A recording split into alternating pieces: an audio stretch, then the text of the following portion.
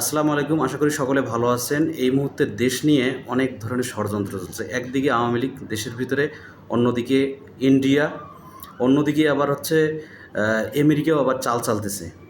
এই মুহূর্তে যেখানে সেভেন সিস্টার নিয়ে ইন্ডিয়া একটা মারাত্মক ঝামেলার মধ্যে আছে, ঠিক এই মুহূর্তে আমাদের আবার হচ্ছে যে পার্বত্য চট্টগ্রাম নিয়ে ওনারা চাচ্ছে, ইন্ডিয়া চাচ্ছে এই পার্বত্য চট্টগ্রাম আলাদা করার জন্য।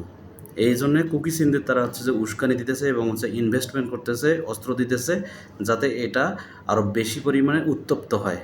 এই কারণে এই ঝামেলাগুলো চলতেছে। একদিকে ওই ঝামেলা, আবার হচ্ছে যে বিএনপি জামাতকে, মানে বিশেষ করে বিএনপিকে কোনো কিছু করুক আর না করুক, মানে ছোটো ছোটো কাজও যদি করে, এই জিনিসগুলোকে প্রচুর পরিমাণে হাইলাইটস করতেছে, যাতে বিএনপিকে দাবায় রাখতে পারা যায়। আর হচ্ছে যে এটা সারা দেশব্যাপী যাতে বিএনপির প্রতি একটা নেগেটিভ চিন্তাভাবনা আসে, বিশেষ করে মন্দির ভাঙচুর, তার